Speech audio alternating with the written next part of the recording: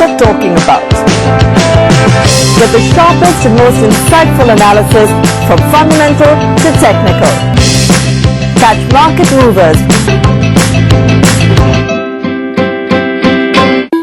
Presented by BSC, Investors Protection Fund.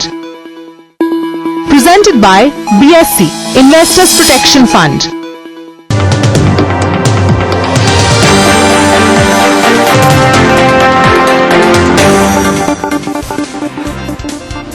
Good morning, you're with us on Bloomberg TV India. I'm Mitali Patel and these are the top stories we're tracking this morning. The countdown to expiry continues on a strong note with the Nifty firmly above the 7750 mark. Indices hit a 3-month high led by buying in technology stocks. Market breadth remains positive but the rupee trades flat. We've had underperformance for 3 years in emerging markets and I think it's about time that money is going to flowing back. The tide will turn back in favor of emerging markets, says Mark Mobius of Templeton Funds. He thinks that the rally in the dollar and US stocks is done and India's 7% growth is not bad at all. The cost of domestic gas is brought down to a little over $3 a unit for the first half of FY17. This is well below the $4 floor sought by ONGC. State Bank of India announces revised benchmark lending rates to bring in the new rate regime that kicks off with the new fiscal tomorrow. Other banks will follow suit over the course of the next 24 hours. Ratings agency S&P gives a thumbs up to Tata Steel's move to put its UK business on the block, but it cautions that a mere improvement may not be enough to raise the steel major's rating. Those were the top headlines. Market Movers is coming up next.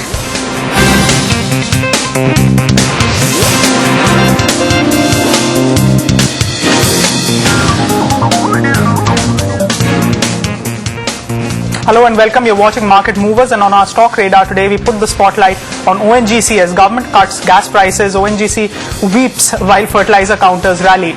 There's Hindustan Zinc, of course. They've announced a Golden Jubilee special bumper dividend of 24 rupees, which marks 1200% to the face value of 2 rupees. The stock surges to a record high, and Vedanta cheers as its share of the bounty is to be close to almost 6,500 crores since they have the biggest shareholding there. Is the rally overdone in Tata Steel is also something we put the spotlight on. S&P has raised some concerns on the stock. We'll go into delve into further details of that later. Banks obviously on the radar. SBI happens to be the first one off the block to move to MCLR.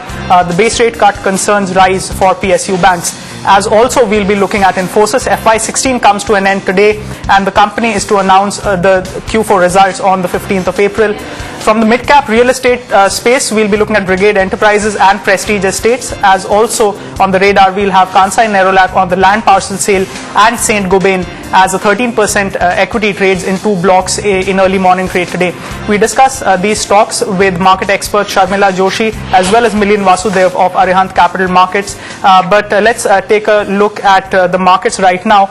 Some bit of a cool-off that we have been witnessing over the last 2 to 3 minutes, but have to say we are near the day's high point and it's quite a stable session that we are seeing in the first half of expiry day.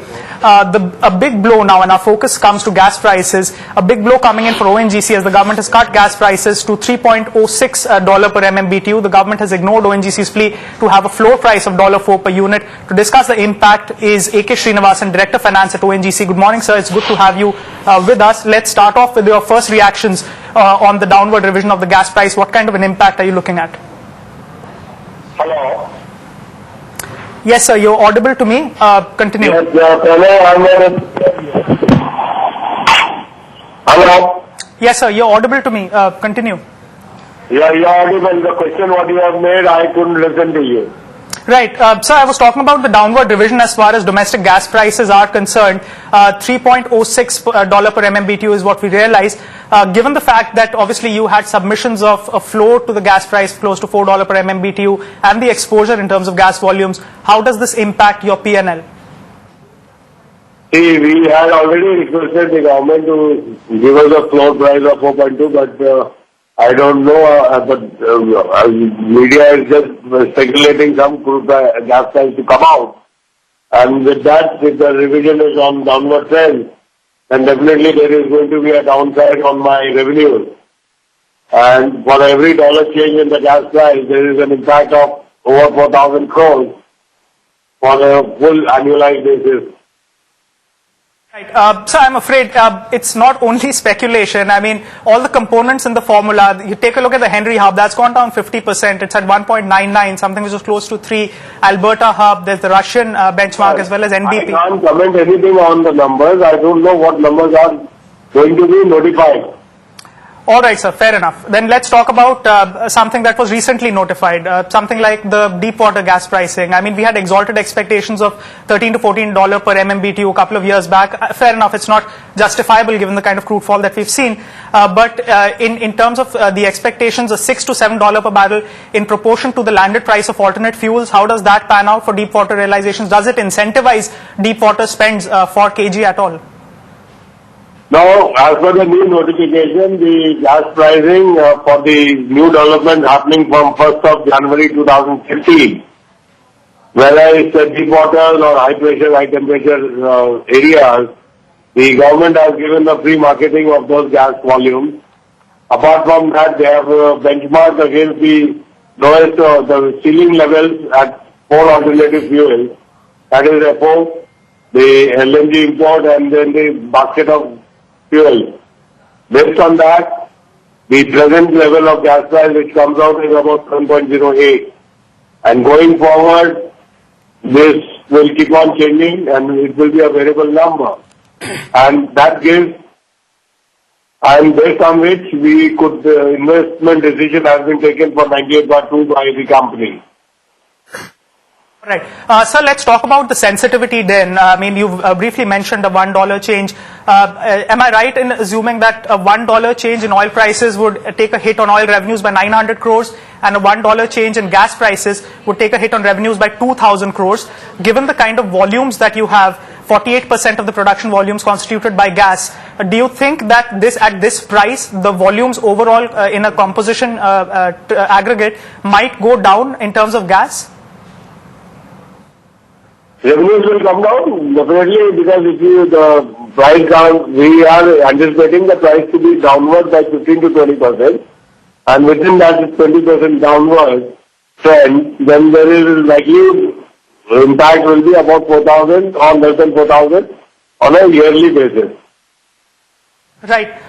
Sir, in terms of oil also then, I mean, we've seen lows of $27 per barrel in this quarter.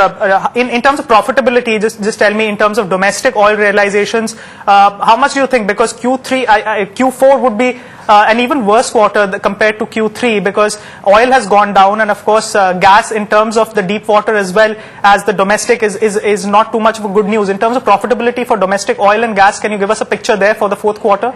And what your net realizations are, more importantly? Till we compile our final numbers for the fourth quarter, we will not be able to say how it is going to fare and all. Because we have to see all the scenarios, all accounting principles, based on which only we can be able to arrive at our number. But it's too premature as on today to comment on my fourth quarter. All right, sir, fair enough. Let me ask you another question then on subsidy sharing. Is it safe to assume that there will be nil subsidy sharing in this quarter? Definitely, we also expect that in the last quarter we did not have any sharing of subsidy. So and the trend of the crude prices has been lower during this quarter. So we hope that there will be no subsidy on us. Right. Sir, in terms of the ad valorem rate, that was also something that was notified in the budget and that was some bit of a disappointment as well. With crude at 45, that benefit also seems to be nullifying as far as the ad valorem cess is concerned because at 45, 20% will be 9, which is the current. So, ceteris paribus. Yeah, definitely there has been disappointment because we expected that to be in the range of, we requested the government to look at that 10%, 8 to 10%.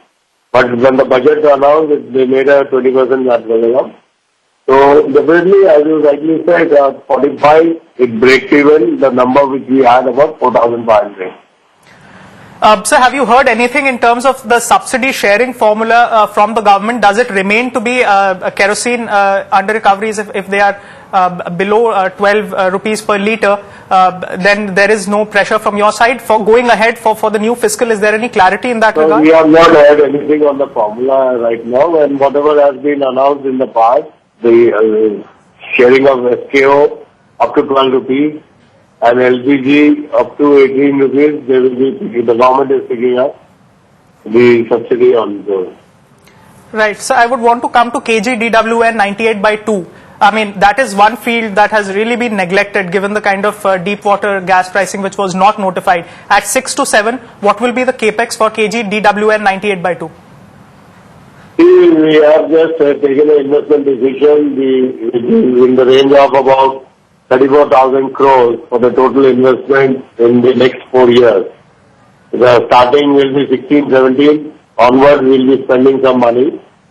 And the first gas is likely to be there in 19, and oil will be in 2020. All right. Sir, in terms of also the recent acquisitions as far as the Vankor field is concerned, the capital commitment is huge, of course, but when do you see the first benefits of it being retrieved? How many years from now? The benefit of capex will be, I couldn't get your point. So OVL, as far as the Vankor stake hike is concerned, as far as the deal with Rose. Yeah. So when will the first output start flowing in? When will it start reflect? I know these are long-term levers, and obviously the field. This Vancouver 15% already. This has started flowing into us from the current year itself, since the deal was made. Right. So what about Ratna and R series? I mean, these were fields that were there with ONGC earlier, but I mean, how much time now will it take for the field development plan and for the revenue to trickle in from Ratna and R series? See, this deal was initially producing, and after 94, when it was given to SR for on a PSC female domain, subsequent to that, now the government has again given back the Ratna field to the ONGC, but now we will have to reassess the entire reservoir, the structures, and then based on that, it will take about 2 to 3 years to put back onto the stream. Right, sir. And lastly, before you leave us, there was a few months back this notification about the 69 marginal fields, and when we spoke to Mr. Saraf, he had indicated that you will be interested, but it was a little surprising given that your company yourself had relinquished those fields. So will there be any interest for those 69 marginal fields that will be on auction? I will not be able to make any comment at this point. All right, fair enough, Mr. Srinivasan. We'll leave it at that. Thank you so much for sparing the time and joining us for today's discussion. It happens to be an important day for a company like ONGC, given the kind of gas price cut that we have seen. Third successive cut from 5.6 to almost 3.2. And as Mr. Srinivasan also pointed out, does not bode well at all in terms of sensitivity to per dollar returns on gas as well as oil. Let's take a look at the stock on that note. It's down 2%. And even if you take a look at the 1-year returns, as far as the stock goes, it's not enviable to say the least. Sharmila, let's start off with you, with a view on ONGC. I mean, we've seen negative news flow after news flow, and as opposed to positive expectations. How much of a downside do you think is there for something like ONGC? And are there any positive levers at all? Because something like a subsidy sharing now, which is absolutely out of the window, the cost to benefit is hardly anything, and the risk-adjusted rate of return is fast depleting. Yes, so I think a lot of the negative is already in the price, because I think that, crude prices have been sort of trending lower for, now for the past year or so, and that has definitely you can see it reflected in the price of ONGC. Because gone are the times when you would prefer an exploration company to a marketing company, because clearly lower crude prices means that there is the benefit to them really goes down. I think the only positive lever from my point of view is really the fact that the subsidy burden has come down, or is nil rather, going forward, because that used to be the biggest drag, that since prices were controlled, you would see a big share of the burden coming on companies like ONGC. But that said, I don't have a buy recommendation on the stock, but I do think that you will probably see the stock spend some time in this range before it really does anything. And yes, so I think the negative is in the price, but there is no real reason to buy the stock at this point in time. Fair enough. Mileen also joins us. Mileen Vasudev from Arihant Capital. Good morning, Mileen.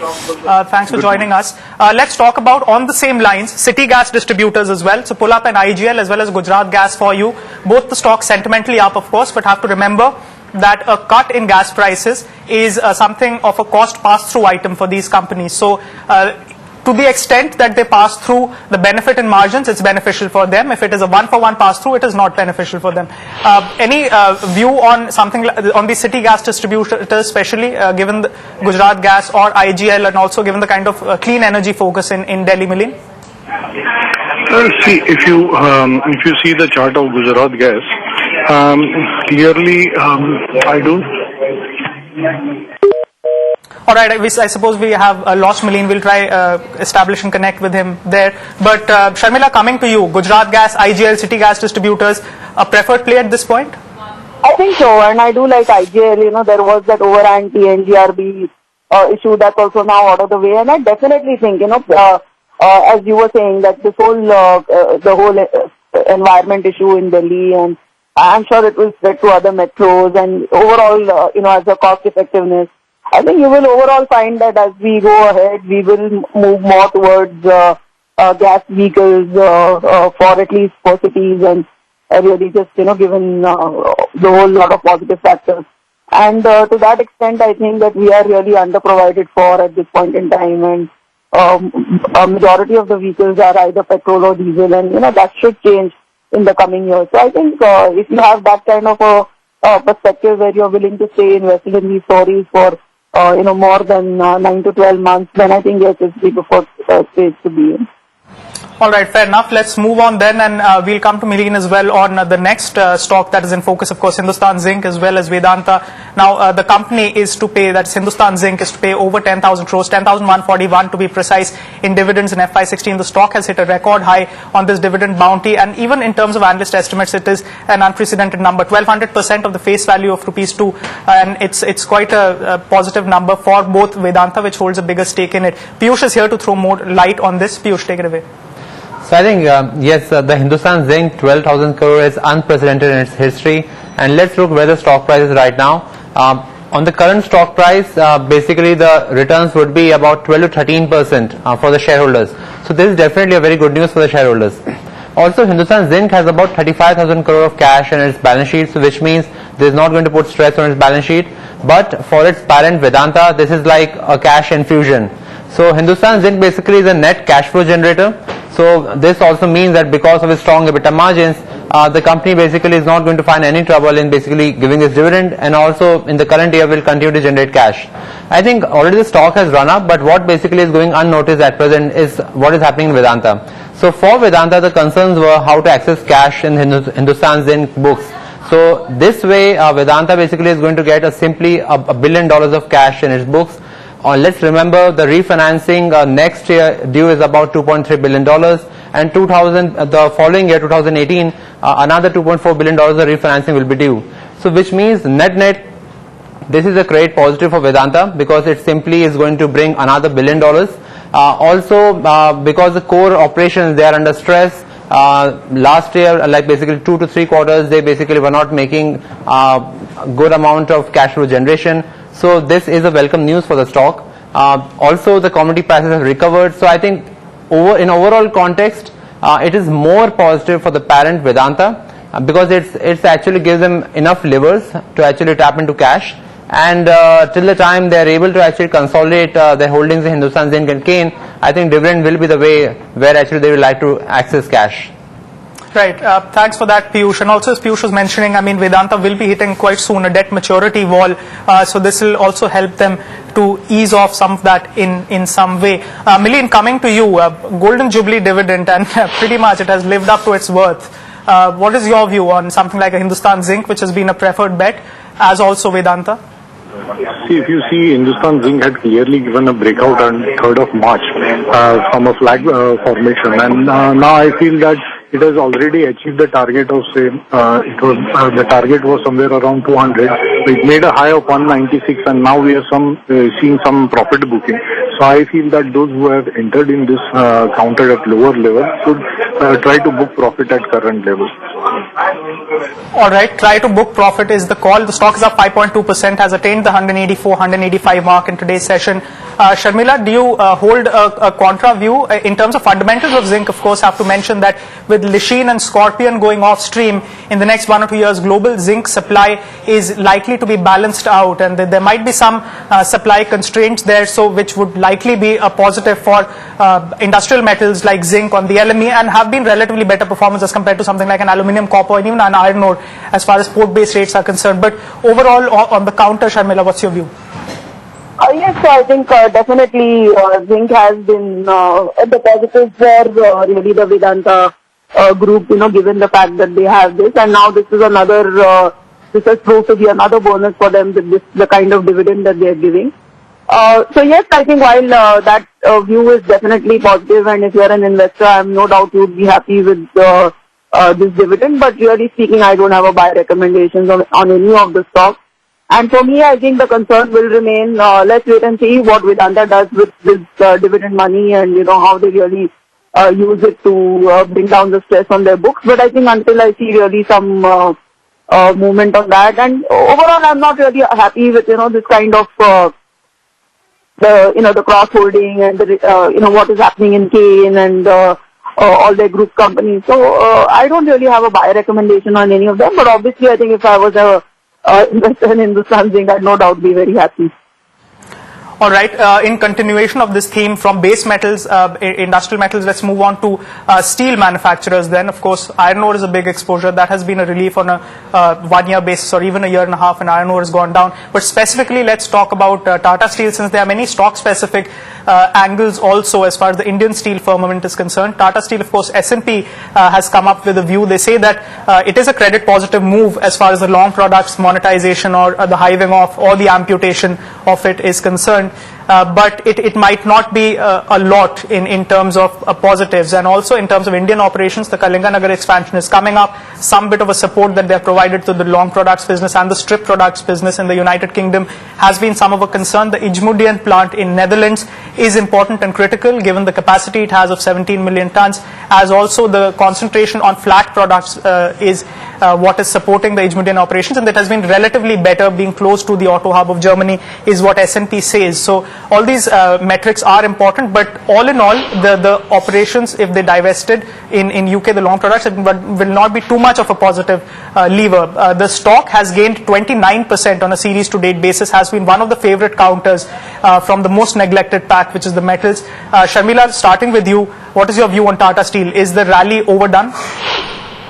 Yes, possibly, but I think what also happens is that when you see an uptick on metals on the whole, within the basket that we have in India, there are really few names that you can choose, and undoubtedly I think Tata Steel would be among the better names. So I think JSW, Tata Steel, they become the immediate beneficiaries of any positive news flow that you see on the steel front, and we've had a state of good news with the minimum price policy, as well as yesterday what we heard, and I think that also some of these the acquisitions that they have done have not really worked in Tata Steel's favor. So if you hear of anything to the tune of what we heard yesterday with their bid to, or with the desire to sell the UK outlets factories, I think that market would view that as a positive, because simply because I think that if something is not, if you don't really see something giving you returns even going ahead, I think it would be better to sort of cut your losses at the earliest. So yes, I think definitely the kind of run-up that we've seen in Tata Steel is overdone. But as I said, there are reasons for that other than just the financial reasons that make you think that it's a little bit of too much of a run-up. Because I think even the correction was far sharper than what you would have expected. So my sense is that possibly it will consolidate or trade in this range before it really does anything further, but I don't really see it correcting too much either. Right, and on that note, of course, it is not only stock specific. There has been sector specific news flow as well. The safeguard duty, the notification of extending it and tapering it thereby to 2018 came in yesterday. Metal stocks had a strong rally in yesterday's session as well across the board. Not only Tata Steel. Tata Steel was one of the primary gainers. But having said that, there's the MIP as well as the safeguard prices are expected to rise by almost 5,500 to 5,000 rupees per ton from the lows of February 2016, and which is also another positive, because that will flow in one-to-one to the EBITDA. Tata Steel, quick view, and then we'll move to SBI. Mileen, on Tata Steel, will you be a buyer at these levels? Clearly in a higher top, higher bottom formation on the daily chart now, but entering in this counter at current price would not be advisable. But those who have gone long can trail their stop loss to 315 levels. And on the upside, yes, this counter has got potential to test 340 to 345 levels. Right. Moving on, of course, to something that rattled us this morning. SBI leads the way on marginal cost of funds based lending rate. India's largest public sector bank has announced revised benchmark lending rates in order to bring in the new regime that kicks off with the new fiscal tomorrow. SBI management, however, expects some near-term pressure on the margins going ahead. Listen in to what MD PK Gupta had to say. I think in the near term there could be a little bit of a pressure, but if you look at it, how the MCLR regime is expected to operate, that all your existing loans don't get repriced first of all. Actually, it's applicable only on the new loans, and even on the existing loans, there is a transition mechanism. One important change which is being brought about by the MCLR regime is that the rate changes will happen only on the reset date. So I think that will give us some cushion, and I think it helps the banks in improving their ALM management also.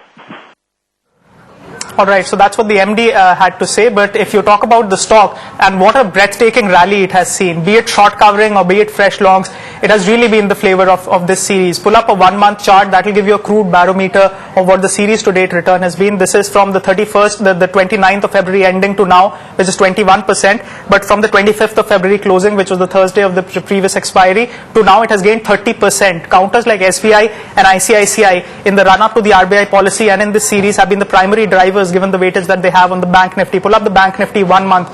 From the low of 13,400 on 29th February, which was the budget day and the budget session, it has gone up to 16,200. That qualifies for almost a 2,800 point bump up on the Bank Nifty in 28 sessions. It has been a strong rally. What is your quick view on SBI, Sharmila? Positive, I think, precisely for what the reasons you said. One is that we need to look forward to the RBI policy, and I think even in terms of NPAs, etc., you've seen them sort of, become more, reflect their muscles, so to speak, and show greater intention in recovery. So I think markets really reacted to all that very positively. Right. Mileen, quickly before we wrap up, something like an SBI, will you be a buyer at these levels? Is the run-up justified? See, if one is an aggressive trader, yes, he can go and buy this counter, which is top loss of 185 on the lower side. Yes, this counter has got potential to test 207 to 250 level on the higher side in coming a couple of days' time. All right. With that, we'll leave it at that. And thank you so much, Sharmila, as well as Mileen, for joining us with your stock-specific views on this show. Up next, order win details with Jayant Maiskar of MEP Infra on the world of mid-caps. Keep watching.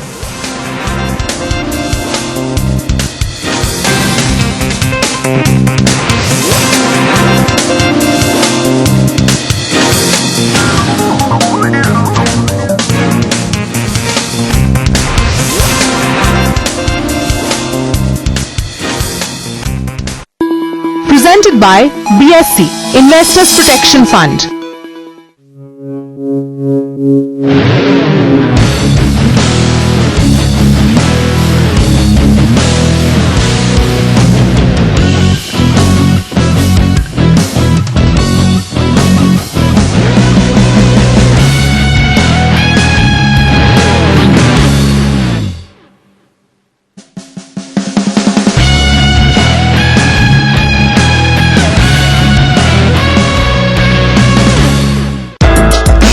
E-commerce buzz has never been bigger, with aspiring entrepreneurs looking for the next big idea and the government's aim to digitize India. But where is this industry headed and what lies ahead? We take a closer look at the people and companies that are transforming the sector.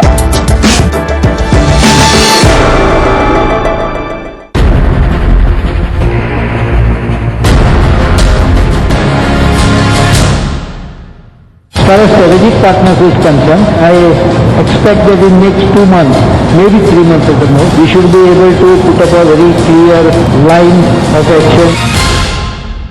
JV policy, if I could use a word, draconian. We truly need that JV policy review. I don't say that the DPP document is 100% perfect. Please give me the details of those requirements. If they are fair, transparent, we will definitely include it. And document is not a holy